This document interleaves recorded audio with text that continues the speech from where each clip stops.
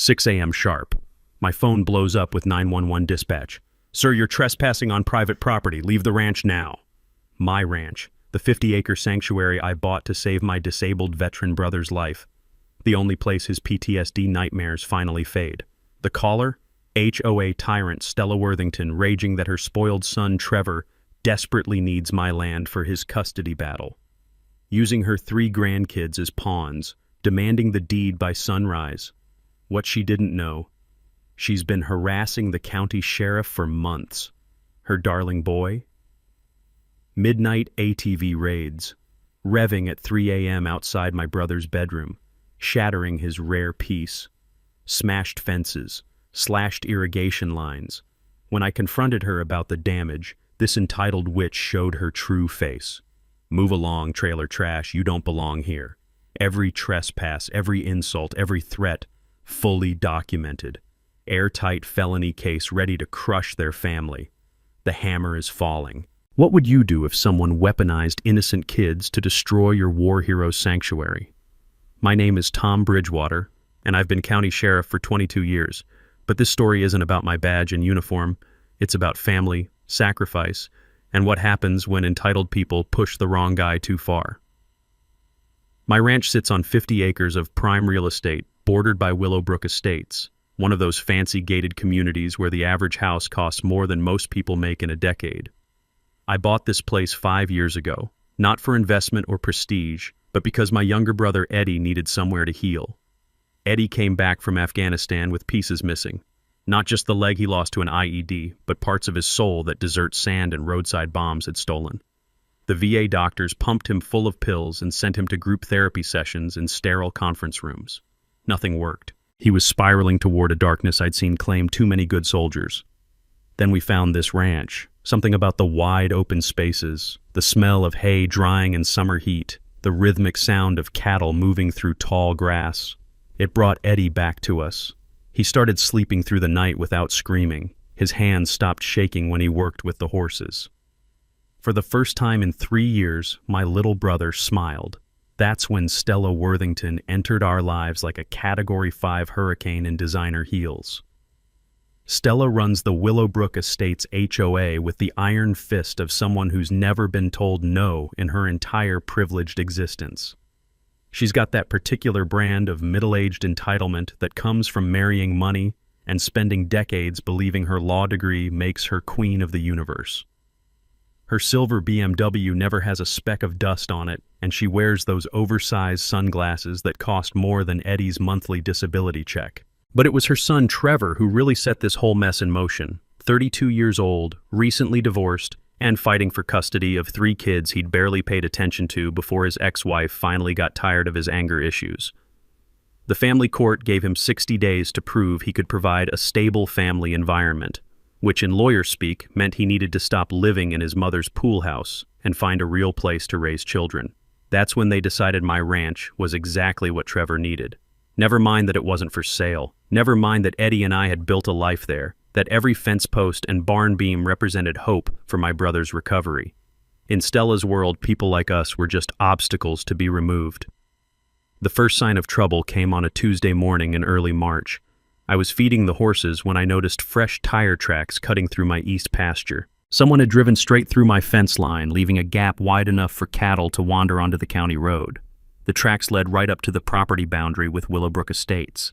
I figured it was just some teenager joyriding, maybe took a wrong turn and panicked.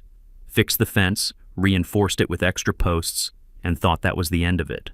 The sweet smell of fresh-cut lumber and the satisfying weight of the post-hole digger in my hands reminded me why I loved this physical work. It was honest, straightforward, nothing like the politics and paperwork that filled my days at the sheriff's department.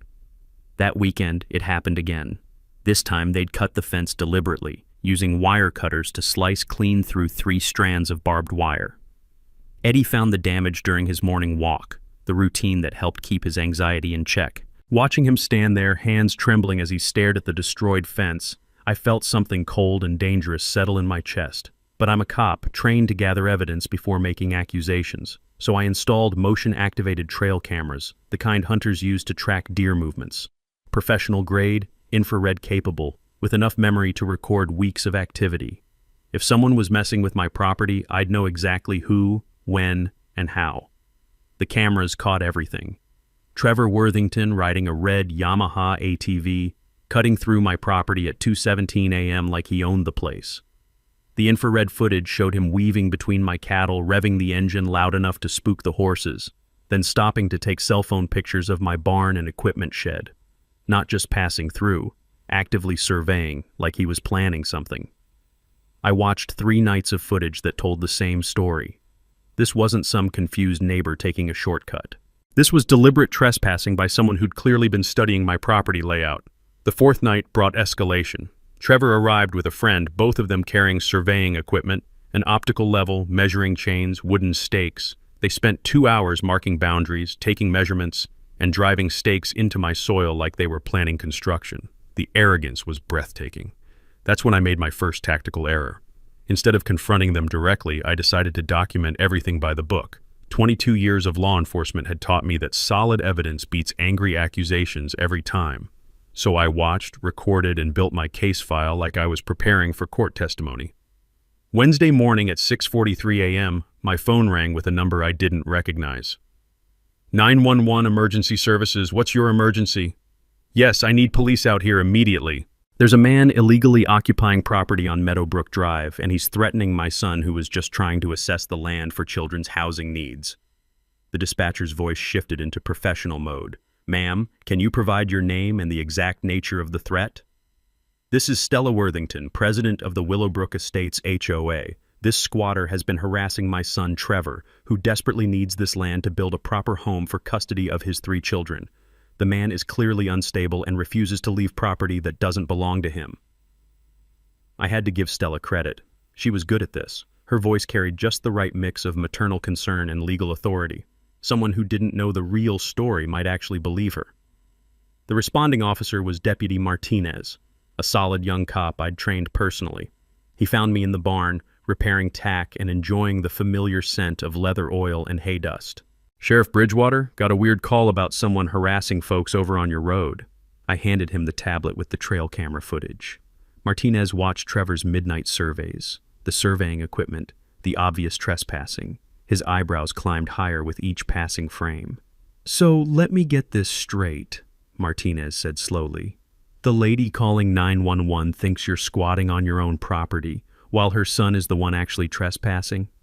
That's about the size of it, Deputy, and judging by their behavior, they have no idea who they're dealing with.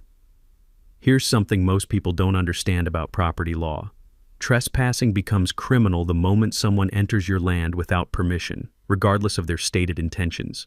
Even if Trevor genuinely believed he had legal rights to survey, which he didn't, conducting nighttime reconnaissance on someone else's property is clear-cut criminal trespass. The surveying equipment actually made it worse, demonstrating premeditation and intent to exercise unauthorized control over the land. Martinez shook his head. Want me to pay them a visit? Not yet. Let's see how deep this rabbit hole goes first. That afternoon brought the first mini twist. Eddie was checking the mail when a silver BMW pulled into our driveway. Stella Worthington emerged wearing a business suit that probably cost more than my monthly mortgage payment, and those signature oversized sunglasses that screamed, "I demand to speak to your manager." "Excuse me," she called to Eddie, her voice dripping with the kind of false sweetness that makes smart people immediately suspicious. "I'm looking for the property owner. Are you the caretaker?" Eddie, bless him, played it perfectly. "I'll get Tom for you, ma'am." I walked out of the barn still wearing work clothes, faded jeans, flannel shirt, steel-toed boots caked with honest dirt. To Stella, I probably looked exactly like the ignorant hillbilly she'd imagined. "Mr. She waited for me to fill in the blank. "Bridgewater, this is my ranch." "I see." Her tone suggested she saw nothing but an obstacle to be removed. "I'm Stella Worthington from Willowbrook Estates. I think there's been some confusion about property boundaries. My son Trevor needs this land for his children's welfare, and I'm prepared to make you a very generous offer. Ma'am, this property isn't for sale at any price." "Everything has a price, Mr. Bridgewater. Perhaps you don't understand the legal complexities involved here." That's when I knew we were in for a real fight. Stella's legal complexities arrived the following Tuesday in the form of official court documents served by a process server who looked like he'd rather be anywhere else on Earth. Family Court of Davidson County, I read aloud, scanning the motion. In the matter of Trevor Worthington versus Thomas Bridgewater, regarding impediment to suitable housing for minor children. Eddie looked up from his coffee, the morning ritual that helped keep his anxiety managed. What's that mean in English? It means Stella's trying to use the family court system to steal our ranch. The motion was a masterpiece of legal manipulation wrapped in child welfare language. According to Stella's filing, Trevor needed my specific property to construct appropriate family housing for his custody arrangement. She claimed my refusal to negotiate was directly harming 3 innocent children by denying them a stable home environment. The really clever part was how she'd framed the geography. Stella had somehow convinced a family court judge that only my particular 50 acres would satisfy the custody requirements. Something about proximity to schools, environmental factors, and therapeutic rural setting that the children allegedly needed. I'd seen enough legal theatrics in my career to recognize masterful manipulation when I read it.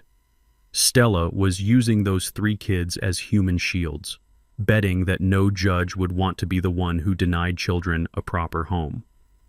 But here's what Stella didn't know. Family court judges deal with parental manipulation every single day. They develop finely tuned radar for detecting when someone is weaponizing children's welfare for personal gain. The court-ordered property evaluation arrived Thursday morning. Janet Morrison, a certified real estate appraiser, spent 3 hours walking every acre while I followed along answering questions. Interesting case, Morrison said as we stood near the eastern fence line. Usually these custody housing requirements are pretty flexible. Mind if I ask what makes this specific property so essential? That's what I'd like to know.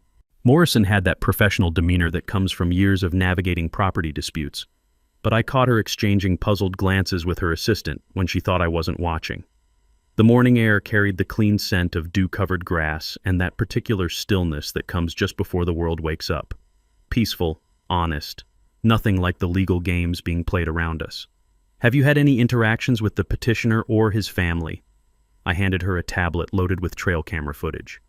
Morrison watched Trevor's midnight surveys, her professional expression shifting to something between alarm and disbelief. Mr. Bridgewater, this footage shows clear trespassing behavior. Have you filed charges?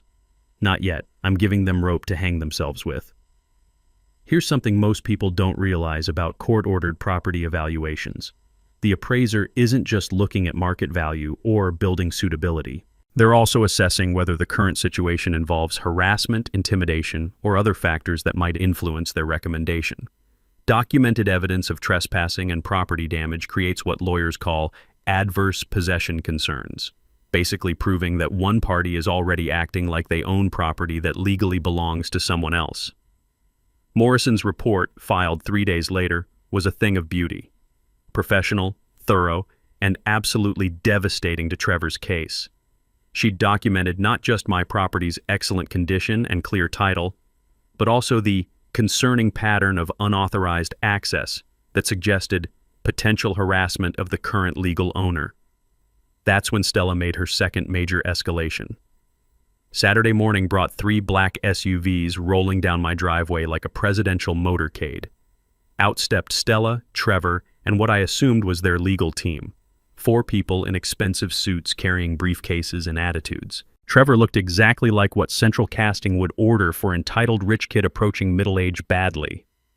Soft around the middle, designer jeans that had never seen honest work, and that particular brand of nervous aggression that comes from having mommy fight your battles your entire life. Mr. Bridgewater, Stella announced, this is my legal team. We're prepared to make you an offer you can't refuse. The lead attorney, a sharp-faced woman named Patricia Kellerman, stepped forward with documents already prepared. We're offering $2.5 million for immediate sale and 30 days to vacate. $2.5 million. For a property I'd bought for $600,000 just 5 years earlier. Either they were desperate, or they had plans that would make my ranch worth far more than anyone knew. Ma'am, I told you before, this property is not for sale. Trevor finally spoke up, his voice carrying that whiny edge of someone accustomed to getting his way through tantrums. Look, man, I got kids who need a home. You're just being selfish. Son, Your housing situation isn't my responsibility. That's when Stella played her ace card. Mr. Bridgewater, perhaps you don't understand. We have legal options if you continue being unreasonable. Stella's legal options revealed themselves the following Monday when I arrived home from my shift to find Eddie standing in our destroyed east pasture, hands shaking as he stared at the carnage. Someone had driven through my property with heavy equipment, not just an ATV this time, but something with serious weight and cutting power. Fence posts had been snapped at ground level, wire strands cut and tangled, and my main irrigation line severed in 3 places. Water sprayed from broken PVC pipes, turning sections of pasture into muddy swamps that smelled like diesel fuel and destruction. "Tom, they came in broad daylight," Eddie said, his voice carrying that tight control he used when fighting off panic attacks. Big truck with some kind of blade attachment. Driver wore a baseball cap, couldn't see his face. I knelt beside the largest pipe break, running my fingers along the cut edges, clean slices, made with precision tools. This wasn't random vandalism. Someone had deliberately targeted my water system with surgical accuracy. The trail cameras had been disabled too, not destroyed but carefully repositioned to face the ground. Someone familiar with surveillance equipment had neutralized my security without leaving obvious evidence of tampering. "Eddie, go inside and take your medication. I'll handle this." As my brother walked toward the house, I noticed his limp was more pronounced than usual. Stress always made his war injuries worse, and watching someone systematically destroy the place that had given him peace was pushing him toward a breakdown I couldn't allow. That evening brought a knock at my door. Trevor Worthington stood on my porch wearing work boots that had never seen dirt, and a concerned expression that didn't reach his eyes. "Hey man, heard you had some trouble with vandals. Real sorry about that." "Is that right?" "Yeah. My mom sent me over to see if you needed help with repairs. She feels terrible about what happened." The audacity was breathtaking. Trevor was standing there offering to fix damage he'd almost certainly caused, fishing for information about my response while pretending to be a good neighbor. "That's mighty considerate of your mother. Look, I know we got off on the wrong foot with this whole property thing, but I'm just trying to do right by my kids, you know? Maybe we could work something out that benefits everybody." Here's what Trevor didn't know. When someone damages critical infrastructure on a working ranch, they're not just vandalizing property, they're potentially creating life-threatening situations for livestock and dangerous environmental conditions. Severing irrigation lines can kill cattle during hot weather, and the combination of standing water and electrical systems creates electrocution hazards. Under Texas agricultural protection statutes, this type of damage qualifies as felony criminal mischief, with enhanced penalties. What kind of arrangement did you have in mind? Well, you obviously can't afford to keep fixing this stuff every time some punks decide to mess with your place. My mom knows people in county government. Maybe we could get you some kind of security patrol, help protect your investment. The mini twist revealed itself in Trevor's casual mention of every time, confirming this wasn't a one-off incident, but part of a planned campaign of harassment designed to make ranch ownership financially unsustainable. "Son, I appreciate the offer, but I can handle my own security." Trevor's mask slipped for just a moment, revealing something cold and calculating underneath the fake concern. "Look, man, maybe you don't understand how things work around here. This is a nice area, property values matter, and sometimes change is inevitable whether people like it or not." Is that a threat? Just reality. Ask anyone in the development business. Rural properties this close to quality neighborhoods don't stay rural forever. Market forces, you know? After Trevor left, I called in a favor from the county's best forensic technician. Sarah Rory arrived Wednesday morning with equipment that could detect trace evidence invisible to normal investigation. "Interesting damage pattern," Rory said as she documented the irrigation breaks. "Clean cuts, professional-grade tools, knowledge of pressure points. Whoever did this understood both your system layout and the most expensive places to cause damage." Her analysis confirmed my suspicions. The equipment cuts were made with hydraulic shears, the kind mounted on excavators or utility trucks. The positioning suggested someone had studied our infrastructure layout carefully before attacking the most vulnerable and costly to repair components. "Tom, this wasn't random vandalism. Someone with construction experience planned this specifically to maximize financial impact while staying just below felony damage thresholds." That afternoon brought the week's final escalation. Eddie was working in the barn when he heard vehicle engines approaching. Through the window, he watched 3 pickup trucks circle my property, staying just outside the fence line but making their presence unmistakably clear. The trucks belonged to Worthington Construction, Trevor's uncle's company, according to the magnetic signs on their doors. For 2 hours, they conducted an obvious surveillance operation, taking photographs, making measurements, and demonstrating that the Worthington family had resources and connections beyond what I'd initially estimated. The message was clear: escalate or surrender, because this was just the beginning. Sometimes the most important discoveries come from the most unlikely sources. Thursday evening, my phone rang with an unknown number from Fort Worth. The voice on the other end was female, nervous, and carried the distinctive accent of East Texas. "Is this Tom Bridgewater who owns the ranch on Meadowbrook Drive?" "Yes, ma'am. Who's calling?" "My name is Angela Martinez. I used to be Angela Worthington until 6 months ago. Trevor's my ex-husband." The pieces started clicking into place. "What can I do for you, Mrs. Martinez?" "I saw the news story about Trevor needing land for custody. Mr. Bridgewater, that man is lying to everyone, including the court. I need you to know what you're really dealing with." For the next 30 minutes, Angela painted a picture that turned my understanding of the situation completely upside down. Trevor hadn't lost custody due to housing issues. He'd lost it because of domestic violence charges, financial fraud, and what family court psychologists had classified as narcissistic personality disorder with manipulative behaviors. "The restraining order specifically prohibits him from having overnight visits with our children," Angela explained. "But he's been telling his mother and the court that he just needs proper housing to get them back. It's a complete lie." The custody hearing that supposedly required my ranch? Pure fiction.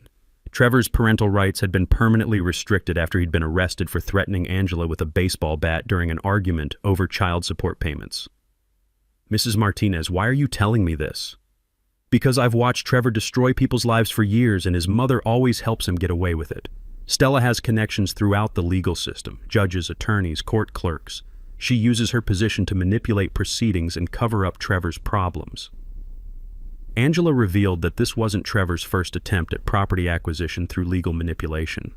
In Colorado, he'd tried to force an elderly rancher off his land using similar tactics: fake emergency calls, harassment, and frivolous lawsuits claiming the property was needed for child welfare purposes. "He doesn't want your ranch for housing, Mr. Bridgewater. Trevor's been talking about developing that land for months. He thinks it's perfect for luxury cabins or maybe a wedding venue, something that would generate serious money." The revelation hit like a physical blow. Trevor wasn't some desperate father trying to provide for his children. He was a predator who used his kids as props in elaborate real estate schemes designed to steal valuable property through legal manipulation and systematic harassment. "Do you have documentation of any of this?" "Court records, police reports, medical records from when he put me in the hospital. Everything. I've been building a case to get his supervised visitation revoked completely."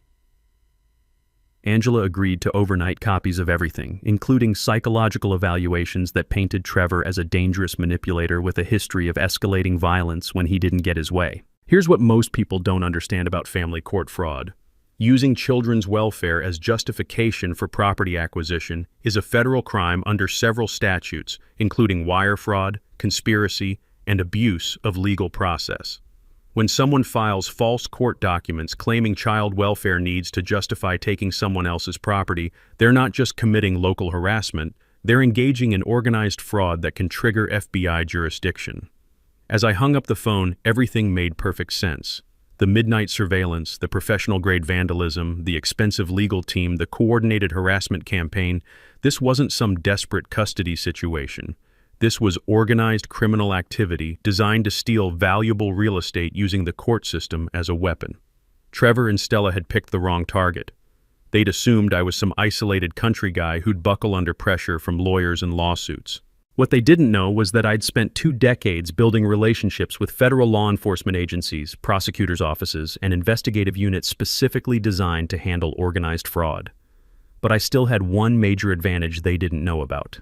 They had absolutely no idea I was the county sheriff. As far as they knew, Tom Bridgewater was just some stubborn rancher who refused to be intimidated. Time to let them think they were winning while I prepared something special. Angela's documentation arrived Friday morning via overnight express, and it was even worse than she'd described. Court records from 3 different states showed Trevor's pattern of using fake child welfare claims to target valuable properties. Police reports detailed escalating harassment campaigns. Medical records documented injuries he'd inflicted on Angela during their marriage. But the most damning evidence was a series of text messages between Trevor and his business partner discussing their real plans for my ranch. Luxury glamping site with high-end cabins, event venue for weddings and corporate retreats, and eventually subdivision development once they could get the land rezoned for commercial use. 50 acres that close to Austin could generate millions annually, read one message. Just need to get the hillbilly off the land first. Time to give them exactly what they thought they wanted. My first call was to Bobby Hutchins, the county's best civil engineer, and a guy who owed me several favors from cases where I'd protected his family from stalkers. Bobby specialized in ranch infrastructure and had a particular talent for creative problem solving. Tom, what kind of mischief are we planning? The educational kind, Bobby. Someone's been trespassing on my property using heavy equipment. I want to make sure they understand the consequences of their actions. Bobby arrived Saturday morning with surveying equipment and a grin that told me he understood exactly what kind of education we were providing. Together, we walked the eastern boundary where Trevor conducted his regular ATV reconnaissance missions. See that irrigation ditch? I pointed to the 8-foot-wide channel that carried water from our main well to the livestock tanks. Runs parallel to the fence line, about 6 feet from the property boundary. Perfect natural obstacle, Bobby agreed. What did you have in mind? Here's something most people don't know about rural engineering. Temporary bridges over irrigation ditches are common on working ranches, usually constructed from steel beams or heavy planks that can support livestock, ATVs, and light farm equipment. But these bridges can be designed with specific weight limitations. Strong enough for normal ranch use, but engineered to fail when subjected to loads they weren't designed to handle. Bobby's design was elegant in its simplicity. A collapsible bridge that would easily support my 400-pound ATV or a person on foot, but would collapse under the combined weight of Trevor's 650-pound Yamaha plus his 250-pound bulk. The collapse mechanism used tension cables and breakaway joints that would trigger when the load exceeded safe parameters. Weight limit calculations are based on distributed load factors and dynamic stress analysis, Bobby explained as we positioned the bridge components. Translation: it'll hold what it's supposed to hold and fail when someone exceeds design specifications. The bridge installation took most of Saturday, camouflaged to look like routine ranch maintenance. We positioned it over the narrowest section of the irrigation ditch, right where Trevor's tire tracks showed his regular crossing point. Sunday brought phase 2 of my preparation. I reached out to Angela Martinez and explained what I needed. Official documentation of Trevor's fraud pattern, court records showing his restricted parental rights, and most importantly, her willingness to testify about his real motives for targeting my property. Mr. Bridgewater, I've been waiting 3 years for someone to hold Trevor accountable. I'll testify, provide documents, whatever you need. Phase 3 involved the most delicate preparation of all, gathering witnesses without revealing my true identity or intentions. I contacted 5 neighboring ranchers, all of them fed up with Worthington family harassment, but previously afraid to speak up against someone with legal connections. Tom, we've all been watching this situation develop, said Bill Henderson, whose property bordered mine to the west. That family thinks they can push around anyone without enough money to fight back. What do you need us to do? The final phase required equipment I normally used in my law enforcement role: professional-grade recording devices, evidence collection materials, and communication gear that would document everything in court-admissible quality. I also quietly arranged for Deputy Martinez to be on duty the following Saturday, positioned close enough to respond quickly when needed, but far enough away to avoid spooking Trevor into changing his routine. By Thursday, everything was in position. The bridge sat innocently over the irrigation ditch, looking like it had been there for years. Trail cameras were repositioned to capture multiple angles of the crossing point. Recording equipment was tested and ready. Eddie had noticed the preparations and asked direct questions about my intentions. I explained the situation honestly. Trevor was going to trespass one more time, encounter a completely legal defensive obstacle on my property, and face the consequences of his choices in front of witnesses who could testify about his behavior. Just promise me something, Tom. Don't let this destroy what we've built here. Eddie, what we're doing is protecting what we've built. Sometimes you have to stand up to bullies, or they never stop pushing. Saturday night was forecast to be clear and warm. Perfect weather for ATV riding. Trevor hadn't missed a weekend reconnaissance mission in 6 weeks. Time to see if he'd maintain his perfect attendance record. Friday afternoon brought Stella's most desperate gambit yet, and it arrived in the form of a personal visit that reeked of expensive perfume and barely controlled panic. I was repairing fence in the south pasture when her silver BMW crunched down my gravel driveway, followed by a black Mercedes that probably cost more than Eddie's annual disability payments. The afternoon sun caught the metallic paint as both vehicles parked with military precision near my front porch. Stella emerged wearing what I'd learned to recognize as her serious negotiation outfit, navy blue business suit, minimal jewelry, and an expression that suggested she'd rather be performing root canal surgery on herself. The Mercedes disgorged 2 passengers, a heavy-set man in an expensive suit who moved like hired muscle, and a sharp-faced woman carrying a briefcase that screamed high-end legal representation. "Mr. Bridgewater," Stella called across the yard, "we need to discuss your situation urgently." I set down my wire stretchers and walked over, still wearing work gloves stained with honest dirt and sweat. The contrast between their corporate armor and my rancher's uniform was probably exactly what Stella had hoped for. Intimidation through obvious wealth disparity. "Afternoon, Mrs. Worthington. What brings you by?" The sharp-faced woman stepped forward with the confident aggression of someone accustomed to winning through paperwork and legal threats. "Mr. Bridgewater, I'm Victoria Walsh, representing the Worthington family interests. We're prepared to make you a final offer." She opened the briefcase with theatrical precision, revealing documents that had clearly been prepared by teams of lawyers billing at premium hourly rates. The top sheet showed numbers that made my rancher persona almost choke on surprise. $3.7 million, Walsh announced. "Cash settlement, 30-day closing, all legal fees paid by our clients. This represents fair market value plus a substantial premium for your inconvenience." $3.7 million. Either they were completely insane, or my 50 acres sat on something worth far more than agricultural land should be valued at. "Ma'am, I've told Mrs. Worthington repeatedly that this property is not for sale." Stella's composure cracked just enough to reveal the desperation underneath her polished exterior. "Mr. Bridgewater, you need to understand the bigger picture here. My son's children are depending on this arrangement. We have legal proceedings in motion that you cannot win." The heavy-set man finally spoke, his voice carrying the flat menace of someone who'd delivered threats professionally for years. "Sometimes people don't realize how expensive it gets to fight City Hall. Legal fees, court costs, property damage from ongoing vandalism. It adds up fast. Here's what they didn't know. Implicit threats made in the presence of witnesses constitute criminal intimidation under Texas law, especially when delivered by parties already engaged in documented harassment campaigns. The casual mention of ongoing vandalism essentially amounted to a confession that they were responsible for my irrigation damage." "Are you threatening me, sir?" "Just explaining economic realities," the man replied. "Smart people recognize when resistance costs more than cooperation." Walsh stepped forward again, clearly trying to regain control of negotiations that were spiraling into overt intimidation.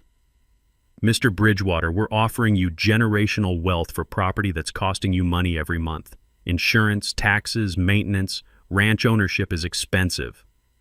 And if I decline this generous offer," Stella's mask slipped completely, "then you'll discover exactly how expensive it gets to fight people with unlimited resources and excellent legal connections.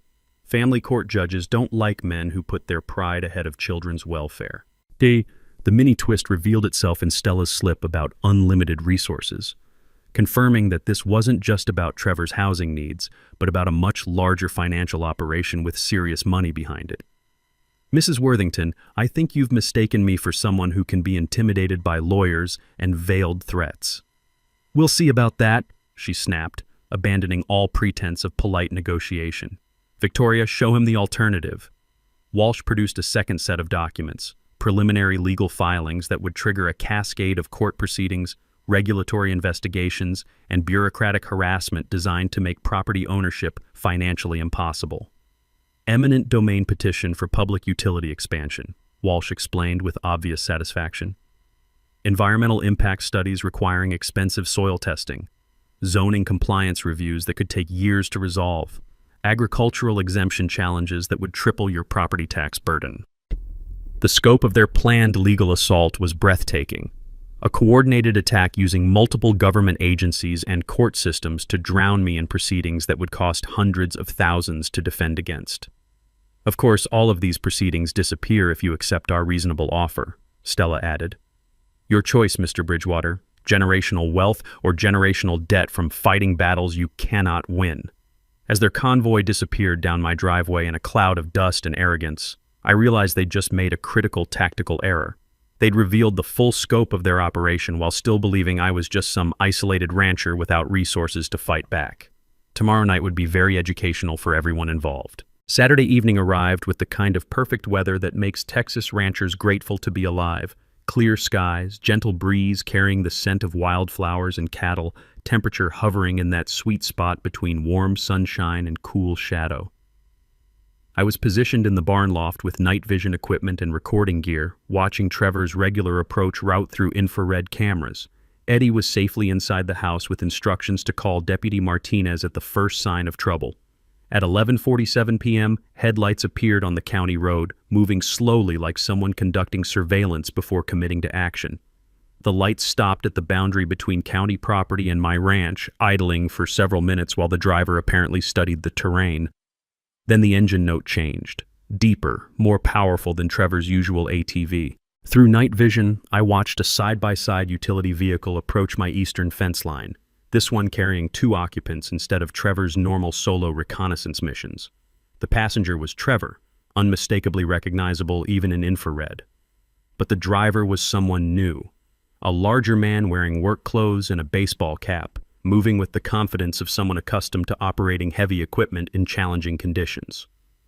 They parked 50 yards from my property line and spent 20 minutes conducting what appeared to be a detailed planning session, using flashlights to study hand-drawn maps and pointing toward specific locations on my ranch. "This is it," I heard Trevor's voice carry across the still night air. "Hit the irrigation main first, then the electrical feed to the barn. Make it look like equipment failure, not sabotage." The mini-twist revealed itself when the driver responded, "Your mom's paying me good money for this, but if anyone asks, I was never here. This is the last time, understand? After tonight, find another way to solve your problems." They were escalating from harassment to outright sabotage, bringing in professional help to cause damage that would be difficult to trace back to them. But they'd made the mistake of discussing their plans within range of professional surveillance equipment operated by someone who knew how to gather court-admissible evidence. The driver unloaded serious equipment from the utility vehicle, hydraulic cutters, trenching tools, and what appeared to be electronic devices designed to overload electrical systems. This wasn't amateur vandalism. Someone had planned a systematic attack on my ranch's critical infrastructure. Trevor climbed onto his regular ATV while the driver moved toward my electrical service panel near the barn. They were coordinating a 2-pronged assault designed to cause maximum damage while maintaining plausible deniability about who was responsible. I activated my radio to alert Deputy Martinez. "Unit 7, this is Tom. We've got multiple suspects engaged in criminal activity at my location, requesting backup for apprehension." "Copy that, Sheriff. ETA 5 minutes. Through my night vision scope, I watched Trevor navigate his familiar route toward the irrigation crossing where Bobby's engineered bridge waited patiently for its first real test. The ATV's headlights swept across the landscape as Trevor accelerated toward what he thought was just another night of consequence-free trespassing. The bridge held perfectly as Trevor approached the crossing point, his ATV's weight still within the engineered tolerance limits. But when he hit the gas to power across the irrigation ditch, physics took over with mechanical precision. The combined dynamic load of 650 pounds of ATV plus 250 pounds of rider, multiplied by the forward momentum and downward force of the crossing, exceeded the bridge's designed failure point by exactly the margin Bobby had calculated. The collapse was spectacular. Support cables snapped with sharp metallic pings, breakaway joints separated with satisfying clicks, and Trevor's ATV pitched forward into 8 feet of cold irrigation water with a splash that could be heard 3 counties away. The scream that followed was pure, undiluted outrage mixed with shock, the sound of someone who'd never faced real consequences for his actions suddenly discovering that physics doesn't care about family connections or legal threats. "Help! Somebody help me! I'm stuck!" The driver near my electrical panel heard the commotion and came running with a flashlight, probably expecting to find Trevor injured from an accident rather than trapped in a carefully engineered consequence for his criminal behavior. "Trevor, what happened?" "The bridge collapsed. My ATV's flooded. I think my leg's pinned." I keyed my radio again. "Unit 7, Suspect 1 is contained in the irrigation ditch. Suspect 2 is approaching from the barn area. Move in for apprehension." Deputy Martinez's response crackled through the night air. "Copy, Sheriff. Units 2 and 4 are backing me up. We've got them surrounded."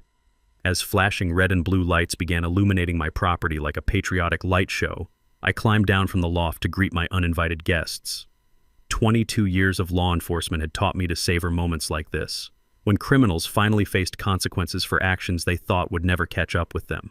Time for some introductions that would change everyone's understanding of this situation permanently. The sound of sirens cutting through the quiet night air brought Stella Worthington racing to my property faster than I'd ever seen that silver BMW move. She arrived just as Deputy Martinez was setting up floodlights around the irrigation ditch where Trevor sat waist-deep in muddy water, his expensive ATV completely submerged and his dignity even more thoroughly soaked.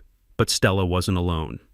Following her BMW came a convoy of vehicles that turned my rural ranch into something resembling a media circus. Black Mercedes carrying the Worthington family's legal team, white news van from Channel 7 after someone had apparently called in a breaking story about rural property harassment, and 3 additional patrol cars responding to Deputy Martinez's backup request. Perfect timing, because I wanted plenty of witnesses for what came next. Trevor was still thrashing around in the ditch, alternating between screaming for help and cursing about his rights being violated, when Stella emerged from her BMW wearing a white terry cloth robe over silk pajamas. Even in crisis mode, she'd managed to look like she was heading to a luxury spa rather than bailing her criminal son out of trouble. "Officer!" she called to Deputy Martinez, her voice carrying that imperious tone she'd perfected through decades of getting her way through legal intimidation. "I demand you arrest the man responsible for this booby trap. My son was conducting legitimate property assessment when he was injured by this criminal's negligence." Martinez looked up from photographing the collapsed bridge, his expression professionally neutral. "Ma'am, I'm going to need you to step back while we process this crime scene." "Crime scene?" Stella's voice climbed an octave. "The only crime here is this squatter attacking my son with illegal traps.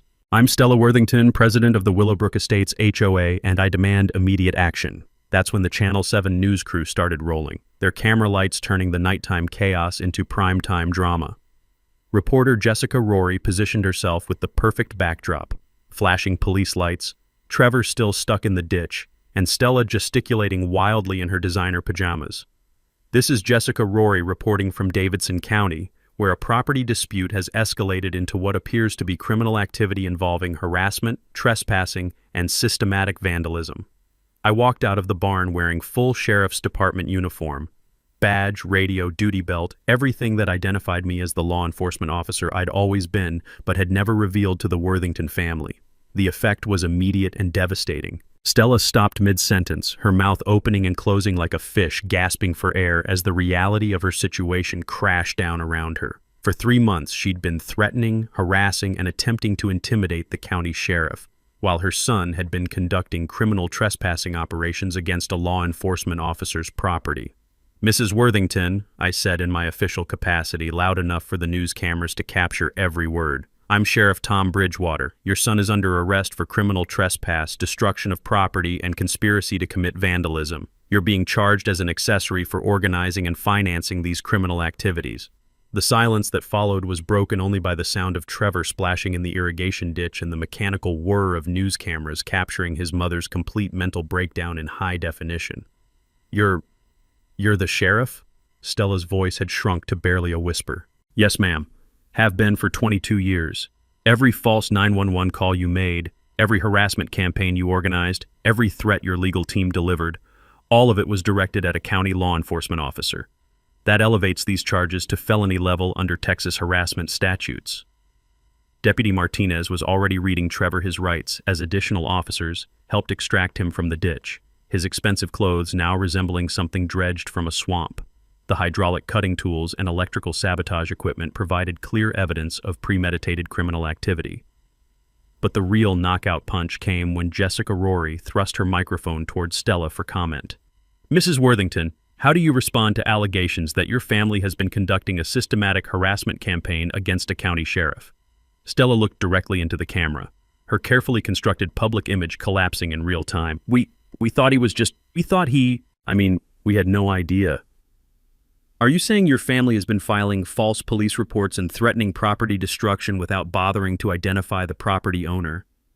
Angela Martinez chose that moment to arrive, carrying a briefcase full of documentation that would destroy any remaining sympathy for Trevor's child welfare narrative. The news cameras captured her emotional testimony about Trevor's real history, the domestic violence, the custody restrictions, the pattern of using fake emergencies to steal valuable property. Trevor Worthington has no legal right to custody of our children, Angela declared. This entire harassment campaign was designed to steal valuable land for commercial development, using innocent children as props for real estate fraud. As Trevor was loaded into a patrol car and Stella faced questions she couldn't answer, I finally understood why this moment felt so satisfying. For once, people who thought money and connections made them immune to consequences were learning that some things, like justice, can't be bought. The legal aftermath unfolded with the methodical precision of a well-designed dominoes display. Trevor faced 18 separate charges ranging from criminal trespass to conspiracy to commit property damage. His hired saboteur, a construction foreman named Danny Walsh, who'd been feeding his gambling addiction with Worthington money, received immunity in exchange for testimony about the organized nature of their harassment campaign. Stella's legal troubles proved even more complex. Her law license faced suspension proceedings for filing fraudulent court documents, while federal investigators opened cases for wire fraud and conspiracy charges related to the fake child welfare claims. The State Bar Association was particularly interested in how she'd used her position as an HOA president to coordinate harassment against a law enforcement officer. But the sweetest justice came through financial consequences that hit the Worthington family where it hurt most: their wallets. My civil lawsuit generated a settlement that covered $18,000 in property damages, $50,000 in punitive damages for harassment, and an additional $75,000 in legal fees and emotional distress compensation for Eddie's PTSD treatment. The total came to $143,000, paid directly from Stella's personal accounts after Trevor's assets were seized to cover his criminal restitution. More satisfying than money was watching the Worthington family's social destruction play out in public. The Channel 7 news story went viral, generating over 2 million views on YouTube and spawning dozens of copycat stories about HOA abuse and entitled behavior. Stella became the poster child for everything people hate about petty authority figures who think rules don't apply to them. The Willowbrook Estates HOA board voted unanimously to remove Stella from all positions, elected new leadership committed to actual community service rather than personal power trips, and issued a formal apology to our family for the harassment we'd endured. Trevor disappeared from the area entirely after serving 90 days in county jail, reportedly moving to Florida where his criminal record would be less well known. Angela Martinez successfully petitioned for permanent termination of his parental rights, finally giving their 3 children the security they'd never had, while Trevor could manipulate the system. But the real resolution came in smaller, more personal victories that money couldn't measure. Eddie's recovery accelerated dramatically once the harassment ended. Without the constant stress of defending our sanctuary, he was able to focus on healing work that had been interrupted by months of anxiety and sleepless nights. The ranch became peaceful again, filled with the sounds of cattle moving through grass and horses snorting contentedly in morning pastures. 6 months later, Eddie approached me with an idea that transformed our property into something even more meaningful than we'd imagined. Using his military contacts and my law enforcement connections, we established the Bridgewater Ranch Veterans Recovery Program, a nonprofit organization providing rural therapy environments for combat veterans struggling with PTSD and related trauma disorders. The program operates on 50 acres of Texas hill country, where the biggest sounds are cattle lowing and wind moving through oak trees, where men and women who've seen too much violence can remember what peace feels like.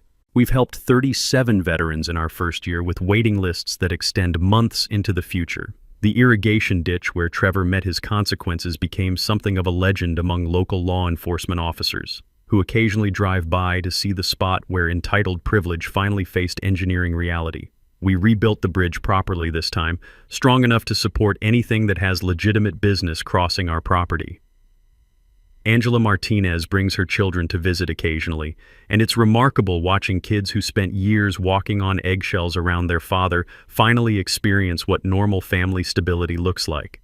They love feeding horses and collecting eggs from our chickens, simple country pleasures that remind everyone involved why this land was worth defending. Every evening, Eddie and I sit on the front porch watching sunset paint the western sky in shades of gold and crimson, drinking coffee from mugs that taste like satisfaction, and listening to sounds that money can't buy: peace, security, and the knowledge that sometimes good people win when they refuse to give up. Thanks for hanging out with us on HOA Stories, where the HOA Karens meet their match. If this story had you cheering or cringing, go ahead and like the video, drop a comment with your reaction, and hit subscribe so you're ready for the next wild HOA tale.